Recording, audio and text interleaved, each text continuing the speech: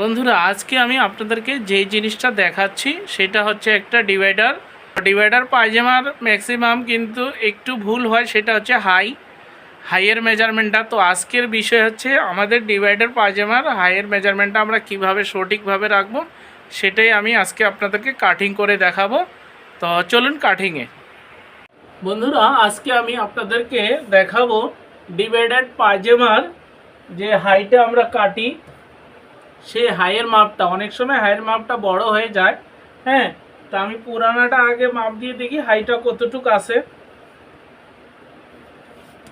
এটা কিন্তু একটা রেডিমেড, ঠিক আছে, এটা রেডিমেড কিনা। তো এটার হাইটা কতটুকু আছে দেখে নিই। এটার হাই আছে 15। হ্যাঁ 15। আজকের বিষয়টা হচ্ছে ডিভাইডার পায়জামার হাই ছোট হয় বড় হয়, অ্যাকুরেট হয় না অনেক সময়। তো সেটাই আমি আপনাদেরকে বুঝিয়ে দিব। তো এটা আমি পাশাপাশি লম্বার মাপটাও আজকে দেখিয়ে দিচ্ছি।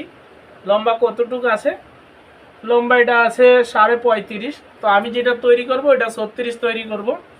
পায়ের হ্যামের পাশটা কতটুকু আছে দেখি। হ্যামের পাশটা আছে 9.5 ইঞ্চি, অর্থাৎ 19 ইঞ্চি আছে। তো মূলত আজকের বিষয়টা আছে হাই ছোট বড় হয়। আর এই জায়গাটা হচ্ছে থাই। তো থাই কতটুকু আছে, থাই আছে 14 দুগুণে 28। হ্যাঁ, কোমরের মেজারমেন্টটা পাশাপাশি দেখিয়ে দিচ্ছি কতটুকু আছে। টেনে ধরতে হবে 21 দুগুণে 42। তো আজকে আমাদের মূলত বিষয়টা হচ্ছে যে হাইয়ের মেজারমেন্ট সঠিকভাবে কিভাবে আমরা কাটিং করব সেটা। তো দেখতেই পাচ্ছেন এখানে কিন্তু 15 আছে। হ্যাঁ 15 ইঞ্চি আছে। তো এটা আমি সরিয়ে রাখতেছি। তো প্রথমে নিব হচ্ছে লম্বার মাপ। তো উপরের দিকে আমি 2 ইঞ্চি কাপড় বাদ দিব। 2 ইঞ্চি কাপড় এই যে বাদ দিয়ে দিচ্ছি, চক দিয়ে দাগ দিয়ে বাদ দিয়ে দিচ্ছি। এটা হচ্ছে রাবারের জন্য চলে যাবে। এখন এখান থেকে সোজা নিচের দিকে ধরবো। এই যে ওটা আসলে 35.5, এটা করব আমি 36। হ্যাঁ, হাফ ইঞ্চি বাড়িয়ে দিব। এই যে দাগ দিয়ে দিচ্ছি সোজা করে। একটু খেয়াল করে দেখবেন, যারা এখনও আমার চ্যানেলটাকে সাবস্ক্রাইব করেনি সাবস্ক্রাইব করে পাশে থাকুন। তো এটা আসলে 19 ইঞ্চি পায়ের মহড়াটা, তো এটা আমি একটু বাড়িয়ে দিব। হ্যাঁ, এটা আমি 24 দেব, আমাকে বলেছে একটু বাড়িয়ে দিতে, ঠিক আছে।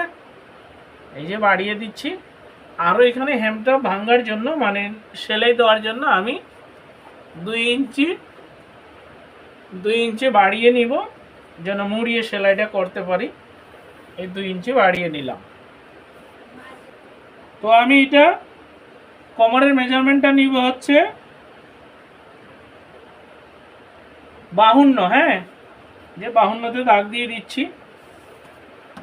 এই যে দেখুন 13। এখানে যেহেতু 4টা পার্ট আছে, তো এক পাশে 13 আরেক পাশে 13, 13 দুগুণে এই যে 26 দুগুণে 52। যেহেতু এই যে ঘুরিয়ে হবে, এই যে দেখুন এই যে 52 আসতেছে। তো যাই হোক, এখন আমি এখান থেকে ধরে হাইয়ের মেজারমেন্ট, ওটা আমাদের হাই ছিল 15।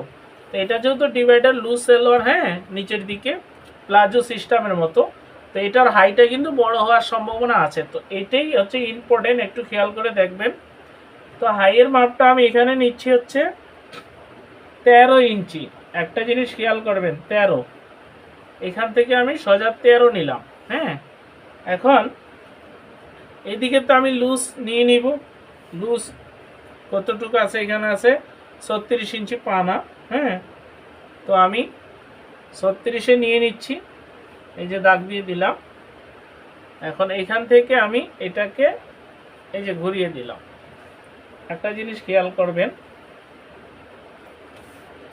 দেওয়ার পরে এই যে হাইটাকে ঠিক এইভাবে শেপ করে দিচ্ছি।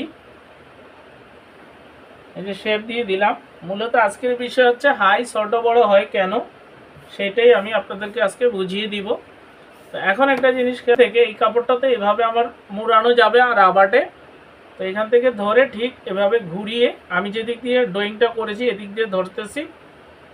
এই যে দেখুন 15.5 আসছে, ঠিক আছে। তো এখানে কিন্তু হাফ ইঞ্চি সেলাইতে চলে যাবে। 15.5 আছে, তো এটা সেলাই করলে হাফ ইঞ্চি চলে যাবে, এখানে 15 টিকবে।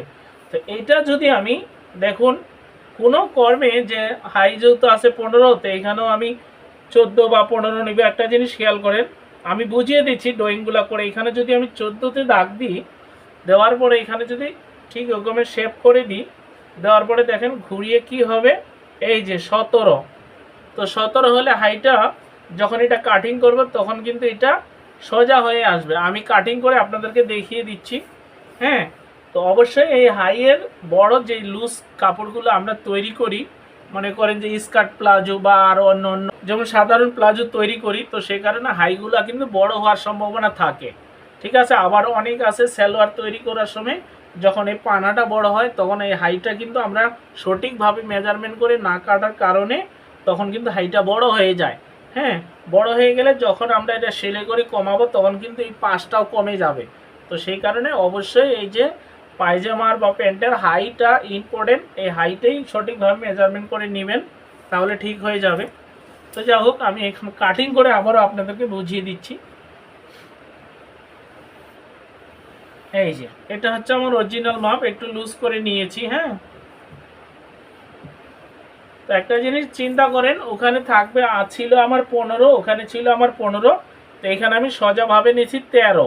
ঠিক আছে, এখানে 2 ইঞ্চি কমিয়ে নিয়েছি, কিন্তু 2 ইঞ্চি কমিয়ে নিয়েছি। হ্যাঁ, তো এটা ঘুরিয়ে দেখুন এখানে আসছে 15.5 ঘুরিয়ে। তো হাফ ইঞ্চি সিলাইতে চলে যাবে, 15 টিকবে। এখন আমি কাটিং করে নিচ্ছি। যারা আমার চ্যানেলটা এখনও সাবস্ক্রাইব করেননি অবশ্যই সাবস্ক্রাইব করে পাশে থাকুন। যদি কোনো অংশে ভিডিওর বুঝতে সমস্যা হয় অবশ্যই কমেন্ট করে জানাবেন, আমি কমেন্টের মাধ্যমে আপনাদের উত্তর দেওয়ার চেষ্টা করব এবং দিব ইনশাআল্লাহ। আমি কাটিং করে আবার হাইটা আপনাদেরকে বুঝিয়ে দিচ্ছি। ঠিক আছে, কাটিংটা করে নিলাম। এখন এখান থেকে কাটিংটা করে নিচ্ছি, আমি একটু বাড়তি করে নিচ্ছি যেন শর্ট না হয়। হ্যাঁ, যে দাগটা দিয়েছি এটা কিন্তু মেন দাগ, এটা হচ্ছে সেলাই হবে এভাবে। এই যে হাইটটা কেটে নিলাম। এখন একটা জিনিস খেয়াল করেন, এই যে যেহেতু এখানে আমার সেলাইতে চলে যাবে, এখানে আমি বাদ দিয়ে রাখতেছি, টিক মার দিচ্ছি, দিয়ে দিলাম টিক মার। এখন এই যে দেখুন, যদি আমি এখান থেকে একটা জিনিস খেয়াল করেন, এখান থেকে হাইটটা আমি 14 ইঞ্চি নিতাম বা 15 আছে 15 নিতাম, তখন কিন্তু এই পাশ থেকে কাপড়টা বড় হয়ে যেত এবং এই পাশে আরও 2 ইঞ্চি বড় হয়ে যেত। হ্যাঁ, তো আমি সোজা করে আপনাদেরকে দেখিয়ে দিচ্ছি। এই যে এটা কিন্তু যখন সেলাই হয়ে পড়বে তখন এটা কিন্তু এইভাবে আসবে, নেমে সোজা হয়ে নেমে আসবে। এই যে এইভাবে সোজা হয়ে নেমে আসবে। তো আমি এখন সোজা করে দেখাচ্ছি, দেখুন এখানে কিন্তু 15.5 আসছে। হ্যাঁ, তো এখানে হাফ ইঞ্চি সিলাইতে চলে যাবে, 15 টেকবে, একদম পারফেক্ট। তো এটা যখন আপনি হাইটা বাড়িয়ে নেবেন তখন কিন্তু এটা আরও 2 ইঞ্চি এখানে বাড়বে। তো বাড়লে তখন কিন্তু মেজারমেন্টটা ঠিক হবে না। তো অবশ্যই কিন্তু এই হাইয়ের মেজারমেন্টগুলো ঠিক করতে হয়, খেয়াল করে কাটিং করতে হবে, তাহলে আর ভুল হবে না।